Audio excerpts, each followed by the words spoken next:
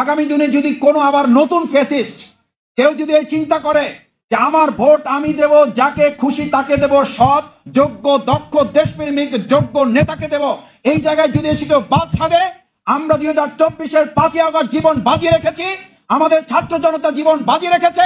ভোটের অধিকারের জন্য আগামী দিনে যদি প্রয়োজন হয় আমরা আবার জীবন বাজি রাখবো। আমাদের ভোট দিয়ে কাউকে ছিনিমিনি খেলতে দেওয়া হবে না। আমরা যখন সাধারণ নাগরিকের কাছে আমাদের কথা তুলে ধরি, তখন তারা এখন এই শঙ্কা প্রকাশ করে যে ভোট তো আমরা আপনাদেরকে দেব, কিন্তু ভোট যথাযথভাবে গণনা করে সুষ্ঠু নির্বাচন দিতে পারবেন কিনা আমরা এখনো গ্রামে গঞ্জে তা নিশ্চিত করতে পারি নাই। কারণ না পারার পিছনে দুটো গুরুত্বপূর্ণ ভূমিকা আমাদের কাছে প্রতীয়মান হয়েছে। বিগত সময় রাজনৈতিক দলের পরিচয় দিয়ে কেউ কেউ দখলদারিত্ব, চাঁদাবাজ এবং সন্ত্রাসী কর্মকাণ্ড করত। এখন পরিচয় ছাড়াই বিভিন্ন গ্রুপে বিভক্ত হয়ে চাঁদাবাজ এবং সন্ত্রাস যেকোনো সময়ের তুলনায় কয়েক গুণ বৃদ্ধি পাওয়ার কারণে আমাদের সাধারণ নাগরিকদের মধ্যে এই উদ্বেগ এবং উৎকণ্ঠা প্রকাশ পেয়েছে।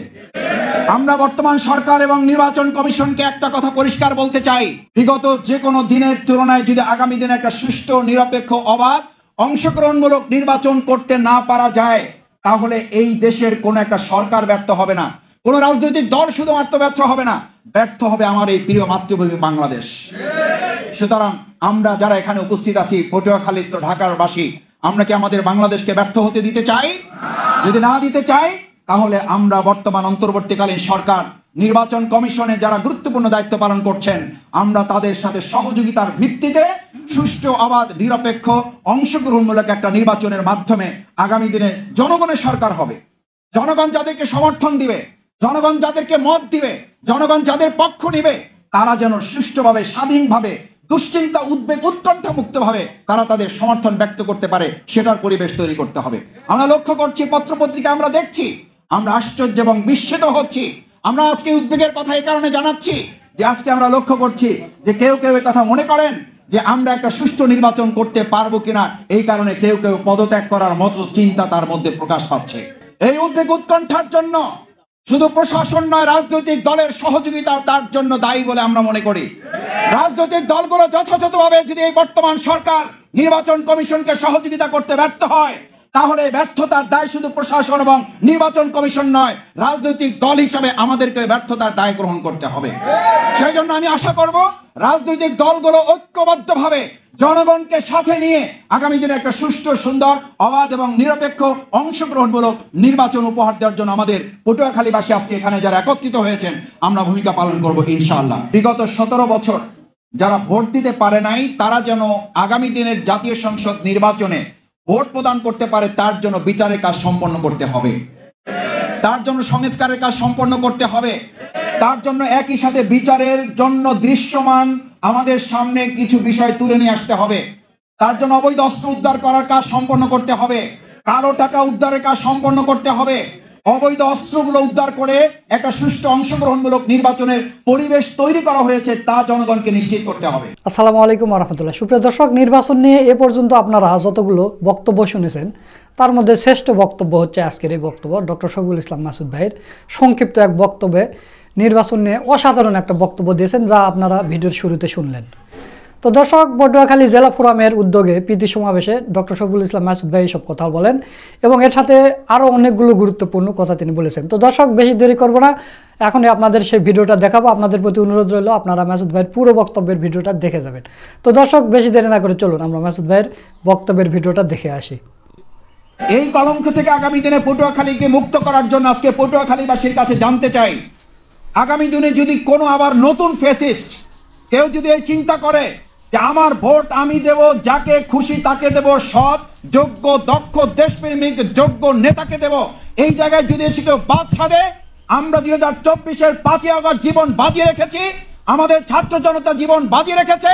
ভোটের অধিকারের জন্য আগামী দিনে যদি প্রয়োজন হয় আমরা আবার জীবন বাজি রাখবো। আমাদের ভোট দিয়ে কাউকে ছিনিমিনি খেলতে দেওয়া হবে না।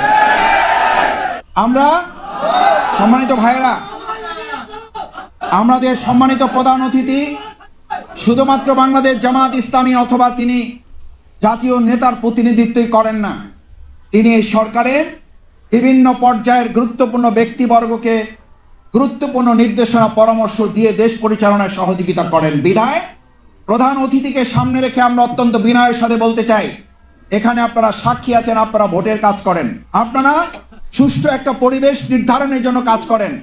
আপনাদের কাছে কি এই তথ্য আছে না নাই যে এখনো আমরা যখন সাধারণ নাগরিকের কাছে আমাদের কথা তুলে ধরি তখন তারা এখন এই শঙ্কা প্রকাশ করে যে ভোট তো আমরা আপনাদেরকে দেব, কিন্তু ভোট যথাযথভাবে গণনা করে সুষ্ঠু নির্বাচন দিতে পারবেন কিনা আমরা এখনো গ্রামে গঞ্জে তা নিশ্চিত করতে পারি নাই। কারণ না পারার পিছনে দুটো গুরুত্বপূর্ণ ভূমিকা আমাদের কাছে প্রতীয়মান হয়েছে। বিগত সময় রাজনৈতিক দলের পরিচয় দিয়ে কেউ কেউ দখলদারিত্ব, চাঁদাবাজ এবং সন্ত্রাসী কর্মকাণ্ড করত। এখন পরিচয় ছাড়াই বিভিন্ন গ্রুপে বিভক্ত হয়ে চাঁদাবাজ এবং সন্ত্রাস যেকোনো সময়ের তুলনায় কয়েক গুণ বৃদ্ধি পাওয়ার কারণে আমাদের সাধারণ নাগরিকদের মধ্যে এই উদ্বেগ এবং উৎকণ্ঠা প্রকাশ পেয়েছে। আমরা বর্তমান সরকার এবং নির্বাচন কমিশনকে একটা কথা পরিষ্কার বলতে চাই, বিগত যে কোনো দিনের তুলনায় যদি আগামী দিনে একটা সুষ্ঠু, নিরপেক্ষ, অবাধ, অংশগ্রহণমূলক নির্বাচন করতে না পারা যায় তাহলে এই দেশের কোনো একটা সরকার ব্যর্থ হবে না, কোনো রাজনৈতিক দল শুধুমাত্র ব্যর্থ হবে না, ব্যর্থ হবে আমার এই প্রিয় মাতৃভূমি বাংলাদেশ। সুতরাং আমরা যারা এখানে উপস্থিত আছি, পটুয়াখালীস্থ ঢাকার বাসী, আমরা কি আমাদের বাংলাদেশকে ব্যর্থ হতে দিতে চাই? যদি না দিতে চাই তাহলে আমরা বর্তমান অন্তর্বর্তীকালীন সরকার, নির্বাচন কমিশনে যারা গুরুত্বপূর্ণ দায়িত্ব পালন করছেন, আমরা তাদের সাথে সহযোগিতার ভিত্তিতে সুষ্ঠু, অবাধ, নিরপেক্ষ, অংশগ্রহণমূলক একটা নির্বাচনের মাধ্যমে আগামী দিনে জনগণের সরকার হবে। জনগণ যাদেরকে সমর্থন দিবে, জনগণ যাদেরকে মত দিবে, জনগণ যাদের পক্ষ নিবে, তারা যেন সুষ্ঠুভাবে, স্বাধীনভাবে, দুশ্চিন্তা, উদ্বেগ, উৎকণ্ঠা মুক্তভাবে তারা তাদের সমর্থন ব্যক্ত করতে পারে, সেটার পরিবেশ তৈরি করতে হবে। আমরা লক্ষ্য করছি, পত্রপত্রিকা আমরা দেখছি, আমরা আশ্চর্য এবং বিস্মিত হচ্ছি। আমরা আজকে উদ্বেগের কথা এই কারণে জানাচ্ছি যে আজকে আমরা লক্ষ্য করছি যে কেউ কেউ এই কথা মনে করেন যে আমরা একটা সুষ্ঠু নির্বাচন করতে পারবো কিনা, এই কারণে কেউ কেউ পদত্যাগ করার মতো চিন্তা তার মধ্যে প্রকাশ পাচ্ছে।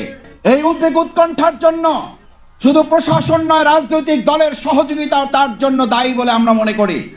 রাজনৈতিক দলগুলো যথাযথভাবে যদি এই বর্তমান সরকার নির্বাচন কমিশনকে সহযোগিতা করতে ব্যর্থ হয় তাহলে ব্যর্থতার দায় শুধু প্রশাসন এবং নির্বাচন কমিশন নয়, রাজনৈতিক দল হিসেবে আমাদেরকে ব্যর্থতার দায় গ্রহণ করতে হবে।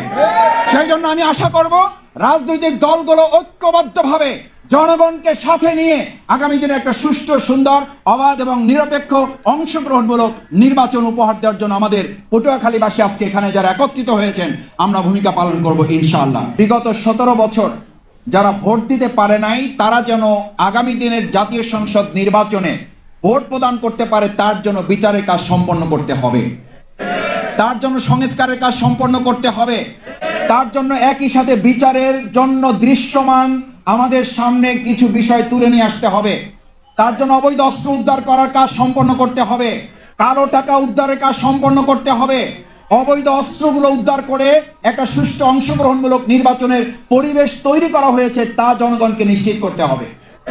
সম্মানিত পটুয়াখালীবাসী, আমরা আজকে আপনাদের কাছে এই কথা এই কারণে বলতে চাই, বিগত দিনে পটুয়াখালীর নানান জায়গা থেকে গোটা বাংলাদেশকে কলঙ্কিত করা হয়েছে। সারা বাংলাদেশে বিভিন্ন জায়গায় তো সিল মারা হয়েছে, দিনের ভোট রাতে করা হয়েছে, কিন্তু আমাদের পটুয়াখালীর এমনও আসন আমরা বিগত দিনগুলোতে সোশ্যাল মিডিয়া এখনো পাওয়া যায়, সেখানে ভোটের কাজ শুরু করা ছাড়াই সেখানে প্রার্থীকে বিজয়ী ঘোষণা করে দেওয়া হয়েছে। বিশেষ করে বিগত 17 বছর বিনা ভোটে, অবৈধ ভোটের মাধ্যমে ফ্যাসিস্টদের দখলে রাখার চেষ্টা করা হয়েছে, দমিয়ে রাখার চেষ্টা করা হয়েছে, বঞ্চিত করে রাখার চেষ্টা করা হয়েছে। যে অঞ্চল, সেই অঞ্চলের নাম হচ্ছে আমাদের দক্ষিণ অঞ্চল, বরিশাল অঞ্চল, আমাদের পটুয়াখালী অঞ্চল।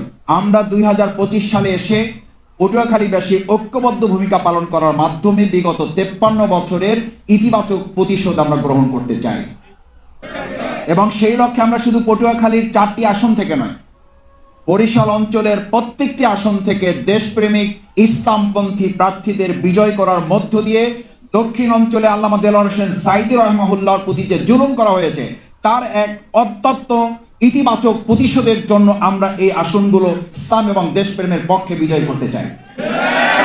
আল্লামা দেলোয়ার হোসেন সাঈদী রাহিমাহুল্লাহ তার রক্ত এবং জীবনের বিনিময় হিসেবে তিনি যে কথা বলেছিলেন যে আমার রক্ত এবং জীবনের উপরে এই বাংলাদেশে একসময় ইসলাম বিজয়ী হবে, সেই ধারা আমরা আমাদের বরিশালের দক্ষিণ অঞ্চল পটুয়াখালী দিয়ে শুরু করব ইনশাআল্লাহ। সুপ্রিয় দর্শক, আপনারা ডক্টর শফিকুল ইসলাম মাসুদ ভাইয়ের পুরো বক্তব্যের ভিডিওটা দেখলেন। তো মাসুদ ভাইয়ের কথাগুলো আপনাদের কাছে কেমন লেগেছে তা অবশ্যই কমেন্ট করে জানিয়ে দেবেন। আর ভিডিওটা ভালো লাগলে বেশি বেশি করে শেয়ার করবেন। নিত্য নতুন এরকম আপডেট ভিডিও পেতে আমাদের চ্যানেলটা সাবস্ক্রাইব করে রাখবেন। আজকের ভিডিও এই পর্যন্ত। সকলকে ধন্যবাদ। আসসালামু আলাইকুম ওয়া রাহমাতুল্লাহ।